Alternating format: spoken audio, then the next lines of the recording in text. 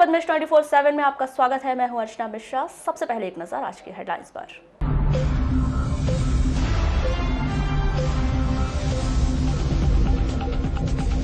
जिला अस्पताल में आकस्मिक चिकित्सा इकाई की खनिज मंत्री और विधानसभा उपाध्यक्ष ने की शुरुआत। आयुष्मान योजना पर सांसद ने की हितग्राहियों से चर्चा, मैदानी स्तर पर जानी परेशानी। त्रिस्तरीय पंचायत चुनाव आरक्षण की प्रक्रिया पर रोक, पंचायत एवं ग्रामीण विकास विभाग ने जारी किया आदेश। कांग्रेसियों ने विरोध स्वरूप सांसद को सौंपना चाहा ज्ञापन, सांसद ने किया ज्ञापन लेने से इनकार। नियमितीकरण मांग को लेकर अतिथि विद्वानों ने सौंपा प्रशासन को ज्ञापन, मांग पूरी नहीं होने पर आंदोलन की चेतावनी। भाजपा जिलाध्यक्ष निर्वाचन की प्रक्रिया में लग सकता है 2 दिन का और समय, शनिवार को दिन भर बनी रही गहमागहमी। लालबर्रा में खिलाड़ियों ने किया मैदान में खरीदी केंद्र बनाए जाने का विरोध, आंदोलन की दी चेतावनी। मॉडल पेपर से 5वीं 8वीं बोर्ड की तैयारी करेंगे जिले के 56,000 छात्र। और नाबालिग से छेड़छाड़ के आरोपी युवक को 3 वर्ष का कारावास, किरनापुर के नेवर गांव की घटना।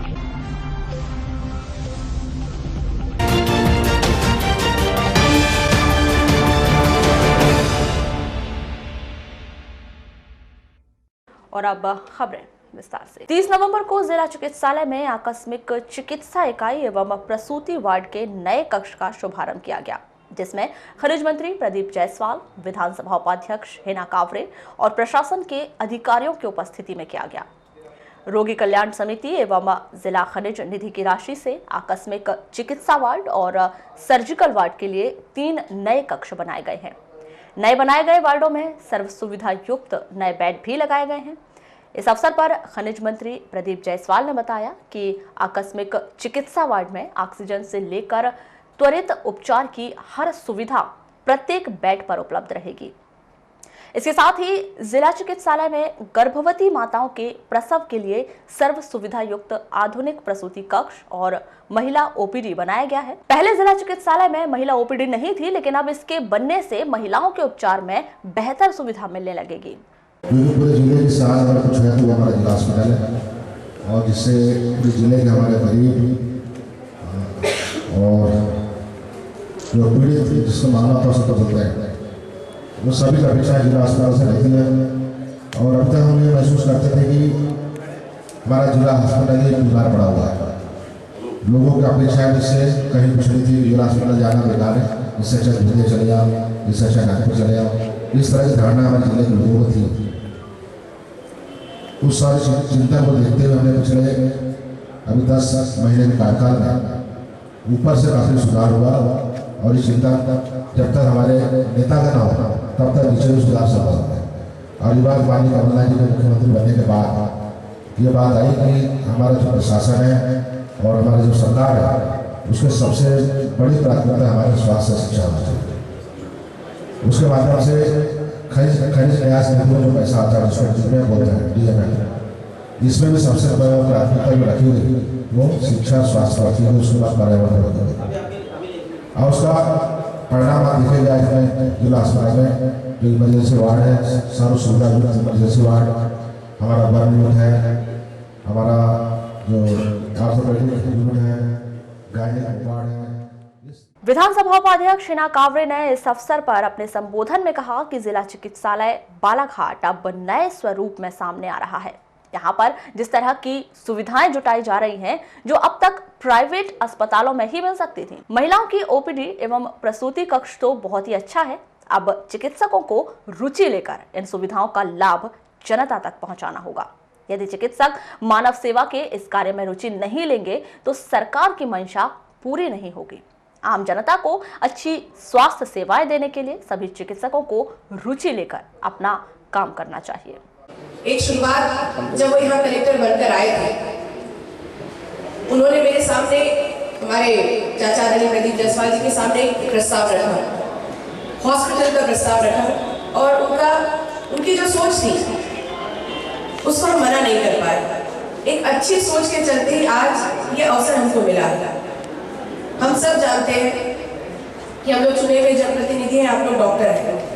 हम सब, चाहे वो सत्ता हो, सरकार हो, प्रशासन हो, व्यवस्था हो, हम सबका उद्देश्य केवल यही है कि जिला हॉस्पिटल में, सरकारी अस्पताल में वही लोग आते हैं जो प्राइवेट हॉस्पिटल में नहीं जा सकते। सीधी सी बात है, हमको उन लोगों के लिए व्यवस्था बनानी है जो सक्षम नहीं है अपना इलाज करवाने में, बड़े हॉस्पिटल में जाने में। तो हम सबका यही दायित्व बनता है कि हम लोग वो सारी सुविधाएं उनको जिला स्तर पर उपलब्ध कराने का प्रयास करें जो उनको बड़े हॉस्पिटलों में या महंगे हॉस्पिटलों में मिलती है, और शायद उसी के लिए ये सारी व्यवस्थाएं की गई है। लेकिन जैसा कि हम जानते हैं, जितने जनप्रतिनिधि हैं, प्रशासन है, वो व्यवस्थाएं उपलब्ध करवा सकता है, लेकिन यहाँ मिलने वाले मरीजों की सेवाएं डॉक्टर के सिवा और कोई नहीं दे सकता। ये सबसे बड़ा सच है। और हम ये कहना, शनिवार को तय कार्यक्रम के अनुसार कांग्रेस पार्टी के सदस्य सांसद डॉक्टर ढाल सिंह बिसेन को ज्ञापन सौंपने आए, जिस पर सांसद श्री बिसेन ने उसे लेने से इनकार कर दिया। वरिष्ठ कांग्रेसी नेत्री पुष्पा बिसेन ने बताया कि प्रदेश में अतिवृष्टि की वजह से फसल खराब हुई, उसका मुआवजा अब तक केंद्र सरकार ने जारी नहीं किया। दूसरी ओर सड़कें, पुल, पुलिया पूरी तरह से खराब हो गए हैं, उसकी मरम्मत के लिए केंद्र सरकार राशि जारी नहीं कर रही है। इसी तारतम्य में कांग्रेस पार्टी के सदस्य सांसद डॉक्टर ढाल सिंह बिसेन को ज्ञापन सौंपने आए थे, जो उन्होंने लेने से मना कर दिया। आज समस्त कांग्रेस जन बालाघाट लोकसभा क्षेत्र के सांसद सम्माननीय ढाल सिंह बिसेन जी से मुलाकात करने आए थे और एक अपनी मांग जो है संपूर्ण मध्य प्रदेश में 28 जो सांसद चुन के आए हैं, संपूर्ण मध्य प्रदेश के कांग्रेस जन मांग के एक ज्ञापन सौंपने के लिए सभी लोग पहुंचे हैं। तो हम उसी तारतम्य में हमारे पूरे कांग्रेस जन यहाँ एकत्रित होकर सांसद ढाल सिंह बिसेन जी से मिलने आए। उन्होंने अपना एक मांग पत्र सौंपा कि अभी जो किसानों की अतिवृष्टि हुई है, किसानों को जो नुकसान हुआ है और हमारे मध्य प्रदेश में जो जिस तरह से फसलें बर्बाद हुई है और करोड़ों, लगभग 8,000 करोड़ का नुकसान हुआ है, तो इसकी भरपाई के लिए केंद्र सरकार से हम लोग मांग कर रहे हैं कि वो राशि तुरंत मुहैया कराए ताकि हमारे प्रदेश की जनता का जो नुकसान हुआ उसकी भरपाई हो सके। इसी तारतम्य में हमने सांसद ढाल सिंह बिसेन जी को मांग पत्र सौंपना चाहा, लेकिन उन्होंने लेने से इनकार कर दिया। हमें बड़ा खेद हुआ इस बार यह सब सुन करके कि आम जनता ने जो उनको चुन करके लाए हैं, बड़ी अपेक्षा से, बड़ी उम्मीदों से आज 500 करोड़ का नुकसान मात्र किसानों का हुआ है। 1000 किलोमीटर की जो सड़कें बर्बाद होगी मध्य प्रदेश की और लगभग 2000 पुल पुलिया ध्वस्त हो गए पूरे मध्य प्रदेश के। ऐसे समय में 28 सांसद जो चुनकर आए हैं, यदि लोकसभा में अपनी मांग रखते हैं कि तुरंत हमें सहायता राशि मुहैया कराई जाए मध्य प्रदेश को, तो निश्चित मानिए कि हमें वो सहायता राशि मिलेगी। इसी मांग पत्र को लेकर के हम लोग सांसद जी से मिलना चाह रहे थे कि वे प्रधानमंत्री नरेंद्र मोदी जी से मांग करें बालाघाट जिले के लिए, लेकिन उन्होंने मांग पत्र ना लेकर हमारे प्रस्ताव को ठुकरा दिया। अभी क्या बोले सांसद जी ने जब आप मिले तो? उन्होंने कहा कि ये मांग पत्र हम यहाँ नहीं ले सकते और आपको आना है तो आप भाजपा सिवनी आइए। वहीं इस पूरे विषय पर सांसद डॉक्टर ढाल सिंह बिसेन बताते हैं कि हमेशा लोकसभा का सत्र शुरू होने के पूर्व प्रदेश के मुख्यमंत्री सभी सांसदों से चर्चा करते हैं और प्रदेश विकास और समस्याओं के निराकरण के लिए सदन में मुद्दा उठाने की बात करते हैं। लेकिन मध्य प्रदेश की मुखिया कमलनाथ ने ऐसा ना करते हुए विरोध स्वरूप ज्ञापन की प्रक्रिया को अपनाया, जिसमें केवल राजनीति दिखाई दे रही है। देखो, उनका बिल्कुल गलत है। आपको याद होगा 4 महीने पहले ही मैंने खुद सारे किसानों का मुद्दा उठाया, पर यदि मैं कहूँ कि भेदभाव कर रही है तो जरा उनसे ये तो पूछो कि भाई आपने कहा था कि हम हर गरीब किसान को 2 लाख रुपये माफ़ करेंगे, तो आपने माफ़ किया क्या? हमारे जो किसान जिनको हम सम्मान निधि देना चाहते थे, आपने पूरे 8-9 महीने के बाद अब जा कर के लोगों के आपने फार्म भेजे, तब जा कर के कुछ किसानों को मिलना चालू किया। उसके बाद ही बहुत सारे आपने फार्म ऐसे गलत भर दिए हैं कि जिसके कारण से किसान को सम्मान निधि नहीं आ रही है। किसी की आई नहीं, किसी के खाद किस्त आई है, किसी की 2 भी आ गई, किसी का ठीक भरा गया तो 3 भी आई। पर क्या जुलाई के पहले नहीं भरा ना? यदि भर दिया होता तो लोगों को 3 किस्तें आकर के अगली चौथी किस्त चालू हो जाती। तो ये केवल आरोप लगाने से नहीं होता। और आपने भी देखा कि अतिवृष्टि हुई, अल्पवृष्टि में भी नुकसान हुआ, बाद में अतिवृष्टि से नुकसान हुआ। तो जब तक मध्य प्रदेश की सरकार पूरा आकलन करके भारत सरकार को नहीं भेजेगी तो क्या भारत सरकार वैसी पैसा आपने मांगा और हमने आपको दे दिया? जब तक कोई आकलन कागज़ में लिखा पढ़ी में नहीं जाएगा। तो आपकी जानकारी के लिए बता दूं कि केवल 1 हफ्ता पहले सरकार को इनका कागज़ गया और जैसे ही कागज़ गया तो भारत सरकार ने, जो मेरी जानकारी है, तत्काल 1000 करोड़ रुपये मध्य प्रदेश सरकार को रिलीज़ कर दिया। तो ये जो आज नौटंकी कर रहे हैं कांग्रेस के लोग, ये कहीं भी उपयुक्त नहीं है। और ख़ास करके सांसद का घर घेरना, व्यक्ति का, देखो हम सब राजनीति में काम करते हैं भाई, आपको यदि तकलीफ है मध्य प्रदेश की सरकार को, मध्य प्रदेश की कांग्रेस की पार्टी को, तो वो सरकार के लिए धरना करे, प्रदर्शन करे, एक प्रजातांत्रिक तरीका अपनाए। किसी व्यक्ति का घर घेरना, किसी सांसद का घर घेरना, ये क्या उचित है प्रजातंत्र में? वो भी प्रतिनिधि है, हम भी प्रतिनिधि हैं। आम आदमी को बेहतर इलाज मुहैया कराने के लिए केंद्र सरकार द्वारा आयुष्मान भारत योजना शुरू की गई है। योजना के 1 वर्ष पूरे होने पर सांसद डॉक्टर ढाल सिंह बिसेन द्वारा हितग्राहियों से चर्चा करते हुए उनकी परेशानी सुनी। सांसद श्री बिसेन ने बताया कि योजना बहुत अच्छी है, इसका बहुत अधिक प्रचार प्रसार किया गया है, बावजूद इसके योजना का लाभ अंतिम छोर के व्यक्ति को बेहतर तरीके से मिले, इसके लिए और अधिक कार्य करने की जरूरत है। इसी उद्देश्य को लेकर इस योजना के लाभान्वित हुए लोगों से रूबरू हुए। समस्या हो तो ज़्यादा देर हम आपका समय भी नहीं लेंगे, तो 4-5 लोग जिनको लगता है मुझे अपनी बात कहनी है, तो यहाँ कहाँ के लोग कटनी से आएंगे और साहबा करके कटनी से वाराणसी, खैरानी, बालाघाट। मैं अभी घर सर्वे की सर, तो मुझे ऐसे सर जी ने जो बताया उस हिसाब से 3 व्यक्ति दिखे, बहुत उनकी आर्थिक स्थिति बहुत कमजोर है। एक पाँव में करंट लगा था तो उनका पाँव बेकार हो गया, उनका इलाज में उनके पास पैसा न होने के कारण। कहाँ से हो? आवाज़ टूटी बड़ी बीमारी। दौरान एक पेशेंट सामने आया, दीपक कुशवाहा नाम का, तो उसने गोंदिया से ट्रीटमेंट चल रहा है, उसको हार्ट प्रॉब्लम है जिसमें उसके 2 ब्लॉकेज है, तीसरा भी 70% की उसमें है, तो वो गया था।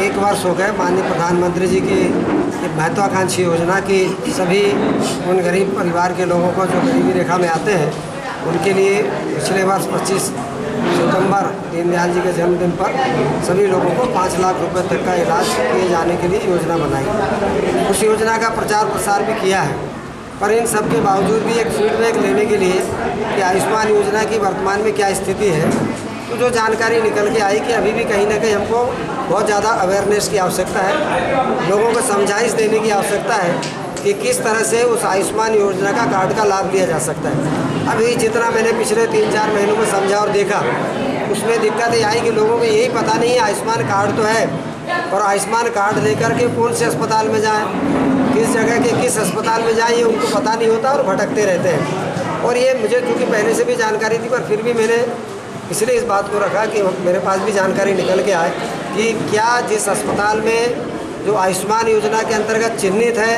उसके बावजूद भी क्या उन अस्पतालों से दिक्कतें आती हैं या नहीं आती हैं। क्योंकि कई जगह हमको ये जानकारी आई है और माननीय प्रधानमंत्री जी तक भी जानकारी पहुंची है कि बहुत सारे अस्पताल इलाज करने से मना करते हैं। चूँकि उन्होंने अपने आप को रजिस्टर्ड कराया है, इसलिए उनको इलाज कराना उनकी अनिवार्यता है, वो इलाज कराने से मना नहीं। शासकीय महाविद्यालय में कार्यरत सभी अतिथि विद्वानों को नियमित किए जाने व वचन पत्र में नियमितीकरण के बिंदु को पूर्ण किए जाने की मांग को लेकर शनिवार को अतिथि विद्वानों व महाविद्यालय के विद्यार्थियों ने कलेक्टर कार्यालय में एक ज्ञापन सौंपा।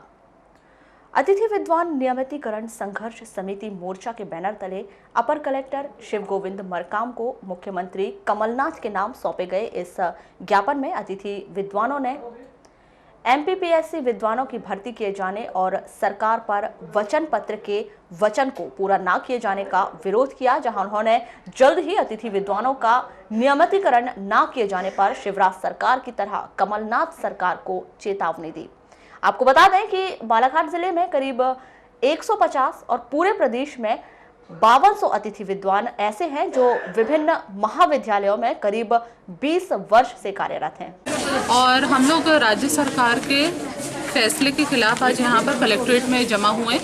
हम लोगों को सरकार ने नियमितीकरण की बात कही थी। जब वो चुनाव के पहले जब वो अपना इलेक्शन कैंपेनिंग कर रहे थे तो उन्होंने अपने 17.22 वचन पत्र में ये उल्लेख किया था कि वो हम लोगों का नियमितीकरण करेंगे, मगर अचानक जैसे ही वो सत्ता पे आते हैं वो भूल जाते हैं कि हमारा नियमितीकरण करना है। और आज ये स्थिति आई है कि जो फर्जी सहायक प्राध्यापकों की परीक्षा हुई है, जिसका अभी बहुत सारे मामले हाई कोर्ट में विचाराधीन है और न्यायालय की अवहेलना करते हुए राज्य सरकार इन लोगों की नियुक्ति कर रही है। और आज नियुक्ति करके हम लोग जो 20 साल से काम कर रहे हैं, आज उनको वो बाहर निकाल रही है। अब ये राज्य सरकार से हमारा प्रश्न है कि जब आपने हमसे वादा किया था, 20 वर्ष हो चुके हैं इस व्यवस्था में रहते हुए, तो हमारे लिए अब आप कब काम करोगे? आज हम लोग सब बाहर हो रहे हैं, आज हम लोग को लाइवलीहुड का प्रॉब्लम आ गया है।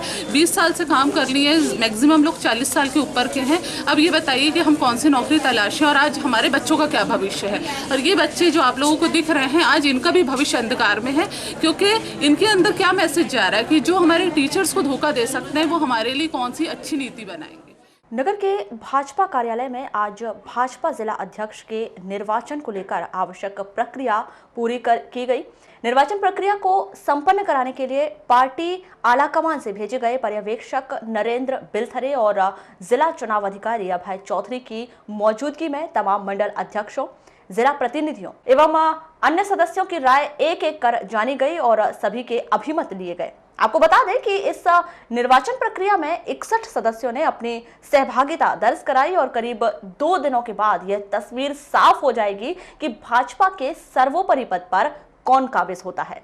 भाजपा जिला अध्यक्ष निर्वाचन को लेकर सुबह से ही भाजपा कार्यालय में भाजपा के आला पदाधिकारियों का जमावड़ा लगा रहा। इस चुनाव प्रक्रिया के संदर्भ में भाजपा जिला अध्यक्ष रमेश रंगलानी का क्या कहना है, आइए जानते हैं। भारतीय जनता पार्टी की जो परंपरा है उसके अनुसार, क्योंकि आंतरिक लोकतंत्र भारतीय जनता पार्टी में है और हर वर्ष जैसे हर 3 वर्ष में भारतीय जनता पार्टी अपना चुनाव संपन्न कराती है और उसी के अनुसार आज भी, लेकिन ये ऐसा कोई खुला मतदान नहीं है। सभी वरिष्ठ लोगों से अभिमत लिया जाता है और अभिमत ले करके वहाँ पर हमारे जो वहाँ बैठे हुए हमारे वरिष्ठ लोग वो उसका निर्णय करेंगे। ये संशय का पर्दा जो है ये कब तक के हट जाएगा? कब तक ज़्यादा से ज़्यादा 2 दिन 3 दिन, इससे ज़्यादा नहीं लगेगा। ऐसा मान करके चलिए कि 2-3 तारीख तक तो हो जाएगा। मीडिया के सामने होगी? हाँ, आप लोगों को बुलाया जाएगा, सबके सामने करेंगे। जो भी नाम तय होगा वो हमें आएगा, हम आपके सामने। लालबर्रा नगर के हृदय स्थल में मौजूद एकमात्र हाई स्कूल मैदान को वृहताकार प्राथमिक कृषि साख समिति का धान खरीदी केंद्र बनाए जाने की मांग का स्थानीय युवा खिलाड़ियों के द्वारा विरोध किया जा रहा है। 30 नवंबर को हाई स्कूल ग्राउंड में समस्त युवा खिलाड़ियों ने एकजुट होकर अपनी आवाज बुलंद करते हुए नारेबाजी कर हाई स्कूल ग्राउंड को धान खरीदी केंद्र बनाए जाने का विरोध करते हुए शासन प्रशासन से मांग की है कि हाई स्कूल ग्राउंड नगर मुख्यालय का एकमात्र खेल मैदान है जिसको धान खरीदी केंद्र ना बनाया जाए। खिलाड़ियों ने बताया कि लालबर्रा सेवा सहकारी समिति के द्वारा प्रतिवर्ष सोसाइटी परिसर व मंडी परिसर में धान खरीदी की जाती थी, जिससे खिलाड़ियों को कोई परेशानी नहीं हुई। लेकिन गत वर्ष जगह के अभाव में लालबर्रा खरीदी केंद्र के रूप में हाई स्कूल मैदान में धान की खरीदी की गई, जिससे लगभग 6 माह तक क्षेत्र के खिलाड़ियों को टूर्नामेंट के आयोजन और खेल गतिविधियों के लिए इंतजार करना पड़ा। ये एकमात्र ग्राउंड जो लालबर्रा ब्लॉक में बचा है बच्चों के खेलने के लिए जी, जिसमें हम दिन प्रतिदिन सफाई कर इसको सुरक्षित रखते हैं। लेकिन आए दिन यहाँ जो कार्यक्रम होते हैं उससे खेल और खिलाड़ियों को बहुत परेशानी होती है, जिसका हम विरोध करते हैं। लेकिन यहाँ के कुछ जनप्रतिनिधि जो बच्चों की समस्या ना सुनकर सिर्फ अपने लाभ के लिए मंडी जो सुव्यवस्थित तरीके से बकोड़ा में हो सकती है, जिसकी खरीदी हो सकती है, जिसमें धान सुरक्षित रखी जा सकती है, लेकिन यहाँ ओपन में रखवाने की मांग कर रहे हैं, जो कि बहुत ही गलत है, जिसका हम फूजोड़ विरोध करते हैं। और हम ये शासन प्रशासन से मांग करते हैं कि जब लाखों रुपए लगाकर मंडी बनाई गई, जहाँ पर इतना बड़ा टीन सेट लगा है, जहाँ पर सुरक्षित धान रखी जा सकती है, यातायात व्यवस्था बहुत अच्छे से हो सकती है, गांव के किसानों को सुविचार तरीके से यातायात व्यवस्था से यहाँ मंडी बाजार रोड में घुसने में कितना कंजेस्टेड है ये समझ आता है। अगर धान से भरा एक ट्रक जाता है तो कम से कम 25 मिनट वहाँ पर जाम लगता है। वो सब चीज़ों से निजात मिल रहा है। लेकिन कुछ जनप्रतिनिधियों द्वारा यहाँ हाई स्कूल ग्राउंड पर मंडी और धान खरीदी लगाए जाने की मांग कर रही है, जिसका हम खिलाड़ीगण विरोध कर रहे हैं और हम इस ग्राउंड पर मंडी नहीं लगने देंगे। पिछली बार मंडी लगी थी, जिससे लगभग 8 महीने। इन दिनों हाई स्कूल मैदान पर जिले में हो रही लेदर बॉल प्रतियोगिताओं की तैयारी प्रतिदिन की जाती है। साथ ही आगामी दिसंबर माह में इसी मैदान पर क्रिकेट प्रतियोगिता का आयोजन किया जाएगा। इन सभी गतिविधियों को ध्यान में रखते हुए खिलाड़ियों ने प्रशासन से मांग की है कि लालबर्रा समिति के अंतर्गत आने वाले किसानों का धान खरीदी केंद्र बकोड़ा मंडी में ही सुनिश्चित किया जाए, वरना खिलाड़ियों को मजबूरन आंदोलनात्मक कदम उठाने होंगे। अभी तो उस तहसीलदार साहब को ज्ञापन दिया गया है, उन्होंने बोला है कि विचार करेंगे। हमारा कहना ये है कि जहाँ पर जैसे वेयर हाउस की व्यवस्था है, जहाँ पर गोडाउन की व्यवस्था है, जहाँ पर लाखों रुपये खर्च करके शासन के द्वारा गोडाउन बनाए गए हैं, वहाँ पर धान को रखा जाए तो बेटर होगा। क्योंकि पिछले साल देखने में आया था कि आकस्मिक बारिश हुई थी, जिसके कारण करोड़ों लाखों की धान पूरे बालाघाट जिले में बर्बाद हुई थी, जिससे शासन को भी नुकसान हुआ था और साथ ही साथ किसानों को भी नुकसान हुआ था। तत्परांत क्या हुआ था कि वो ही धान को सुखाया गया था, उसके बाद वेयर हाउस में डाला गया था और कुछ धान के बोरों को वेयर हाउस में रखा गया था। जैसे लालबर्रा क्षेत्र में कई जगह पर वेयर हाउस बनाए गए हैं, जैसे बोरी में है, मानपुर में है। मानपुर सोसाइटी में भी वेयर हाउस की व्यवस्था है, जहाँ पर भी धान खरीदी होती है। तो क्यों ना वहाँ पर क्यों ना हो, क्योंकि यहाँ पर सारी चीज़ें लालबर्रा की एक ही रोड पर है, हाई स्कूल रोड पर। ये सभी जानते हैं, चाहे वह स्कूल हो, चाहे तहसील कार्यालय हो, चाहे जनपद हो। ऐसे में यदि ट्रक या मोटर व्हीकल या जिससे भी किसान अपना धान यहाँ पर लाएगा तो संभवतः निश्चित ही यातायात। लालबर्रा में स्थित भारतीय संस्कृति और संस्कारों को बच्चों तक पहुंचाने हेतु नगर मुख्यालय में संचालित एजुकेयर पब्लिक स्कूल में प्रतिवर्ष अनुसार इस वर्ष भी अपने आयोजन के चतुर्थ वर्ष में प्रवेश करते हुए 30 नवंबर को ग्रैंड पेरेंट डे का आयोजन किया गया। स्कूल में पहुंचे समस्त दादा दादी और नाना नानी के चरणों को बच्चों द्वारा धुलवाया गया, जिस पर दादा दादी और नाना नानी ने अक्षत व पुष्प के माध्यम से बच्चों को आशीर्वाद प्रदान किया। इस पूरे कार्यक्रम के दौरान एक ओर जहां पादुका पूजन एवं नाटक में ग्रैंड पेरेंट्स भावुक हुए, वहीं खेलों में भाग लेकर उत्साहित भी दिखे। एजुकेयर पब्लिक स्कूल विगत 3 वर्षों से संस्कारों को लेकर एक कार्यक्रम आयोजित करता है। इसको ग्रैंड पेरेंट डे बोलते हैं। इसमें एक दिन सारे बच्चे अपने दादा दादी के साथ समय बिताते हैं। कई बार ऐसा होता है कि हम बच्चे आजकल इतने व्यस्त हो गए हैं कि सुबह उठ के ट्यूशन जाना, स्कूल जाना, वहाँ से आकर फिर ट्यूशन जाना, और जो एक समय होता था जो अपने दादा दादी से बिताते थे, वो समय अब नहीं मिलता उनको। और एक दादा दादी का साथ ऐसा होता है बच्चों के लिए, जहाँ वो अपने सारी शैतानियाँ, सारी समस्याओं को लेकर जाते हैं। वो घर का एक ऐसा कोना होता है जहाँ बच्चे बहुत सेफ होते हैं, और वो कहीं हम आज के इस परिवेश में मिस कर रहे थे। तो एजुकेयर पब्लिक स्कूल ने इसको एक कोई कार्यक्रम आयोजित किया, और एक दिन बच्चे दादा दादी के साथ स्कूल में पूरी तरह से बिता सके और वहाँ उनके साथ खेल सके, गेम्स खेल सके, गाना गा सके। आज का दिन पूरा सिर्फ उन्हीं के नाम रहता है।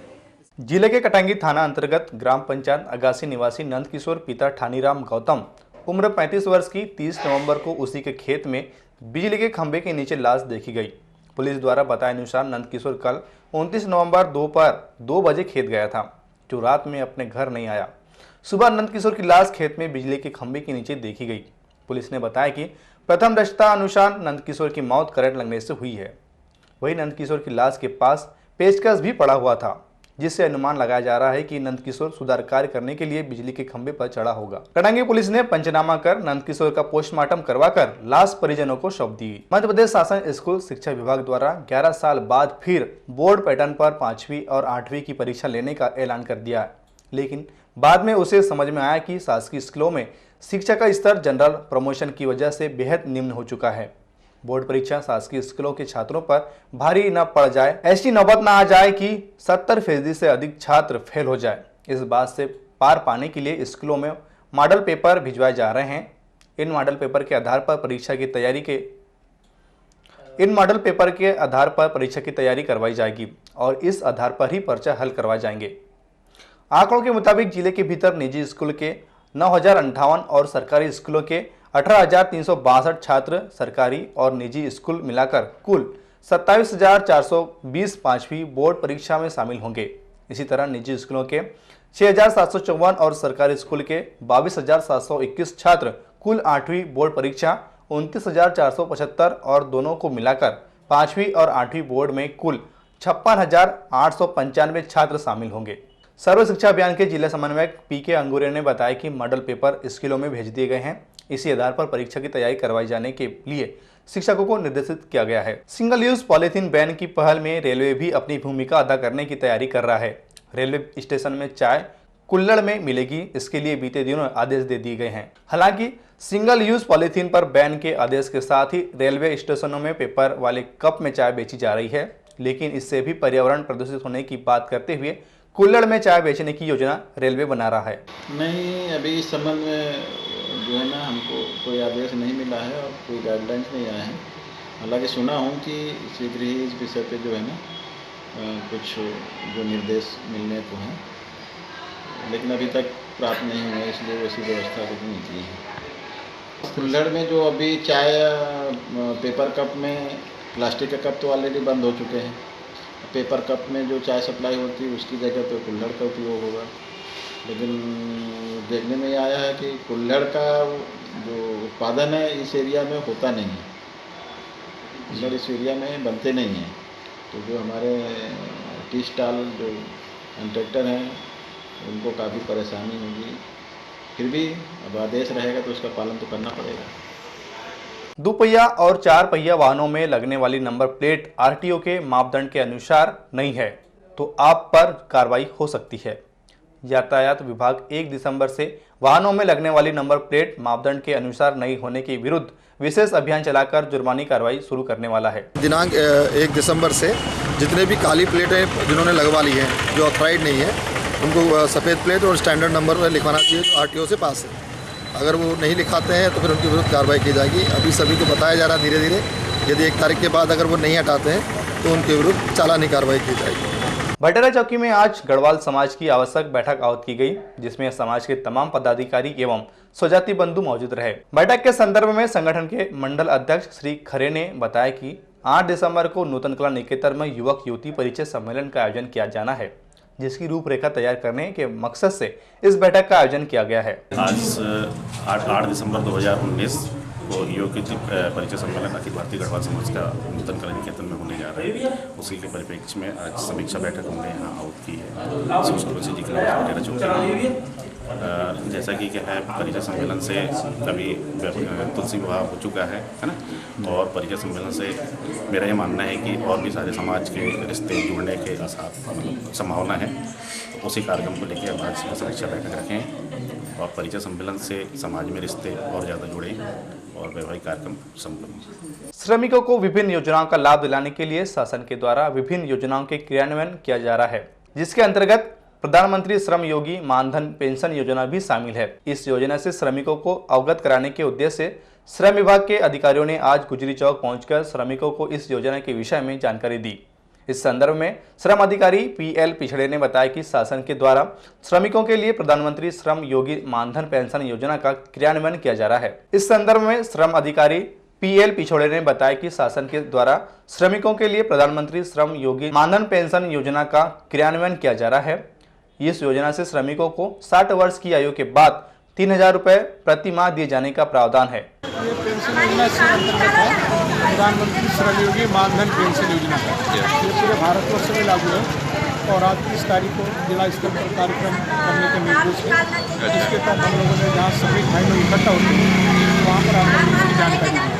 इसमें है कि जिसकी उम्र सभी भाई की उम्र 18 से 40 साल के बीच में है और जिसकी मासिक आय 15,000 रुपये से कम है तो अपना पंजीयन CSC centre common service centre में करा सकते हैं। तो श्रमिक को 18 साल वाले श्रमिक को 55 रुपये महीना जमा करना पड़ेगा।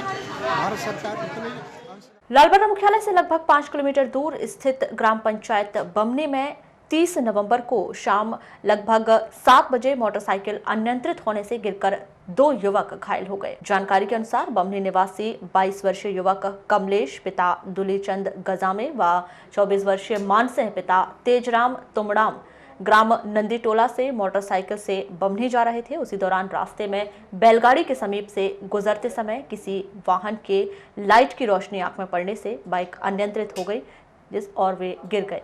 इस घटना की सूचना स्थानीय ग्रामीणों के द्वारा 108 एम्बुलेंस को दी गई, जिसके बाद तत्काल मौके पर पहुंची एम्बुलेंस की मदद से दोनों घायल युवकों को सामुदायिक स्वास्थ्य केंद्र लालबर्रा लाया गया, जहां खंड चिकित्सा अधिकारी डॉक्टर टी.सी. मेश्राम के द्वारा प्राथमिक उपचार के बाद जिला अस्पताल रेफर कर दिया गया। वारासिवनी जनपद शिक्षा केंद्र में 30 नवंबर को सामाजिक न्याय एवं निःशक्त जन कल्याण बालाघाट के तत्वाधान में विकास खंड स्तरीय दिव्यांग खेल प्रतियोगिता का आयोजन किया गया। श्रवण बाधित, दृष्टि बाधित, अस्थि बाधित और मानसिक मंदता वाले दिव्यांग बालक बालिका वर्ग में खेल प्रतियोगिता का आयोजन किया गया, जिसमें 50 मीटर, 100 मीटर दौड़, रंगोली प्रतियोगिता, चित्रकला प्रतियोगिता, मटकी फोड़ प्रतियोगिता, ट्राईसाइकिल दौड़, कुर्सी दौड़, सांस्कृतिक कार्यक्रम, गायन, नृत्य प्रतियोगिता का आयोजन किया गया। उत्कृष्ट प्रदर्शन करने वालों को अंत में प्रमाण पत्र और स्मृति चिन्ह भेंट कर सम्मानित किया गया। आज जो है दिव्यांग जो छात्र छात्राएं हैं, कक्षा पहली से लेकर 12वीं तक, इन सभी छात्र छात्राओं को सामर्थ्य प्रदर्शन योजना के अंतर्गत आज विकासखंड स्तरीय कार्यक्रम का आयोजन जनपद शिक्षा केंद्र वारासिवनी के प्रांगण में हुआ है। इसमें जो है लगभग पहली से लेकर के 12वीं तक बच्चे शामिल हुए हैं और इसमें 50 मीटर दौड़ और 100 मीटर दौड़, रंगोली प्रतियोगिता, मटकी फोड़ प्रतियोगिता और कुर्सी दौड़, ये हम और इसी साथ सांस्कृतिक कार्यक्रम के अंतर्गत जो एकल गायन प्रतियोगिता का भी आयोजन किया गया है। मध्य प्रदेश शासन पंचायत एवं ग्रामीण विकास विभाग मंत्रालय भोपाल द्वारा 30 नवंबर को त्रिस्तरीय पंचायत चुनाव 2019-20 के लिए पंच, सरपंच, जनपद सदस्य, जिला पंचायत सदस्य और अध्यक्ष के आरक्षण प्रक्रिया अपरिहार्य कारणों से आगामी तारीख तक स्थगित कर दी गई है। आपको बता दें कि एक दिन पहले ही पंचायत और ग्रामीण विकास विभाग द्वारा 4 दिसंबर से त्रिस्तरीय पंचायत चुनाव के आरक्षण की प्रक्रिया शुरू करने के आदेश जारी किए गए थे, जिसके बाद ग्रामीण अंचलों में आरक्षण और चुनाव को लेकर सुगबुगाहट शुरू हो चुकी थी। लेकिन शनिवार को जारी किए गए इस आदेश के बाद एक बार फिर पंचायत चुनाव में हो रही देरी के संकेत दे दिए हैं। परिवहन आयुक्त ग्वालियर द्वारा प्रशासनिक कार्य की सुविधा की दृष्टि के मद्देनजर शनिवार को 20 जिला परिवहन अधिकारी सहित 43 कर्मचारियों के स्थानांतरण की सूची जारी की गई। बालाघाट जिला परिवहन अधिकारी RS चिकवा का स्थानांतरण मुलताई कर दिया गया है, लेकिन इस सूची में बालाघाट आने वाले परिवहन अधिकारी का नाम शामिल नहीं है, जिससे परिवहन अधिकारी श्री चिकवा के स्थानांतरण के बाद कुछ दिनों तक नए परिवहन अधिकारी के लिए इंतजार करना पड़ सकता है। जिले के तिरौड़ी थाना क्षेत्र अंतर्गत तिल्ली टोला के समीप सागौन वन में एक बेहद शर्मनाक घटना घटित हुई। जानकारी के अनुसार पीड़ित महिला मजदूरी का काम करती है, जो आरोपी केसरी प्रसाद दुबे निवासी चाकाहेटी को अच्छी तरह से जानती थी। बीते दिनों आरोपी केसरी प्रसाद द्वारा पीड़ित महिला से 2000 उधार लिए गए थे। 29 नवंबर को महिला काम पर निकली। इस दौरान आरोपी से पैसे देने की बात कही, जिस पर उसने उसे तिरौड़ी वापस लौटकर पैसे देने की बात कहते हुए अपनी गाड़ी में बिठा लिया और दिल्ली टोला के समीप सागौन के जंगल में दुष्कर्म की घटना को अंजाम देने के बाद पीड़िता को पेड़ से बांध दिया और फरार हो गया। महिला बमुश्किल 4 घंटे बाद रात्रि 9 बजे स्वयं को पेड़ से खोलकर तिरौड़ी थाना पहुंची। पूरे घटना की रिपोर्ट दर्ज करवाई। पीड़िता की शिकायत पर आरोपी के खिलाफ 376 सहित अन्य धाराओं के तहत मामला दर्ज कर गिरफ्तार कर लिया गया। विधान विशेष न्यायाधीश राजेंद्र प्रसाद गुप्त की अदालत ने एक नाबालिग से छेड़छाड़ के आरोप में 3 वर्ष का कारावास और 9000 के अर्थदंड से दंडित किया है। जानकारी के अनुसार किरनापुर थाना अंतर्गत नेवरगांव निवासी गणेश उइके द्वारा एक नाबालिग से छेड़छाड़ की गई थी। लैंगिक अपराधों से बालकों का संरक्षण अधिनियम के तहत दोषी पाया गया। दिनांक 2/4/2019 की रात्रि 11:55 बजे अभियुक्त्री अपनी दादी दुर्पताबाई के घर में मंडा झाड़ने के कार्यक्रम में गई हुई थी और मंडा झाड़ने के कार्यक्रम के बाद खाना खाकर नाच गाकर प्रोग्राम के बाद जब घर वापस अकेली आ रही थी तो आरोपी गणेश उइके पिता दसाराम 19 वर्ष ग्राम नेवारा का रहने वाला थाना बहेला का, उसने उसका हाथ पकड़ लिया और छेड़छाड़ करने लगा और उसका मुंह दबाकर उसे बंदी तक ले जाने लगा और उसके साथ छेड़छाड़ करने लगा। तो झटका मार के भाग के अपने घर आई। घर आने पर उसकी माँ रजनी ने उससे पूछी कि इतनी देर क्यों हो गई और उसे चाटा मारी, तो चुपचाप डर के कारण सो गई और सुबह जब उठी तो अपनी माँ को पूरी घटना बताई और माँ को घटना बताने के बाद थाना बहेला गए और उन्होंने रिपोर्ट दर्ज कराई आरोपी गणेश उइके के खिलाफ और थाने द्वारा विवेचना उपरांत चालान न्यायालय में पेश किया गया, जहां श्री KL वर्मा जिला अभियोजन अधिकारी बालाघाट द्वारा साक्षियों के कथन कराए गए। साक्षियों के कथनों के आधार पर सत्र न्यायाधीश श्री राजेंद्र प्रसाद गुप्त द्वारा आरोपी गणेश उइके को दंडित पाते हुए उसे धारा 354 भादवी में 3 वर्ष का सश्रम कारावास। बुलेटिन के अंत में एक बार फिर नजर डालते हैं आज की हेडलाइंस पर।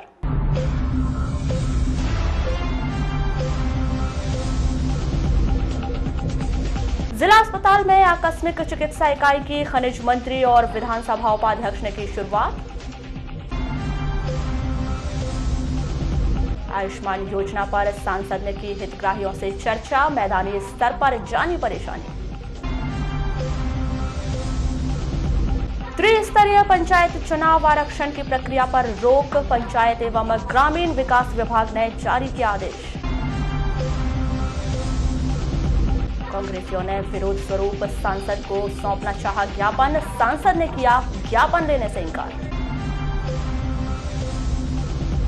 नियमितीकरण मांग को लेकर अतिथि विद्वानों ने सौंपा प्रशासन को ज्ञापन, मांग पूरी नहीं होने पर आंदोलन की चेतावनी।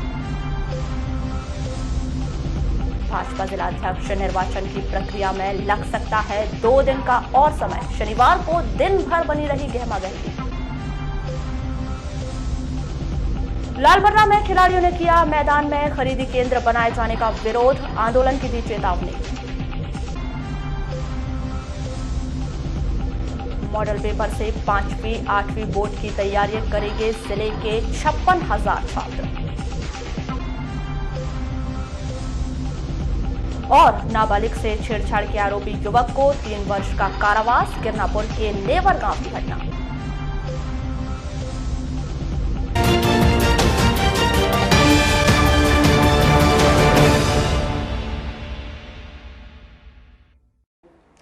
तो ये थी अभी तक की खास खबरें। खबरों की ज्यादा जानकारी के लिए लॉग ऑन कीजिए www.balaghateghtexpress.in पर।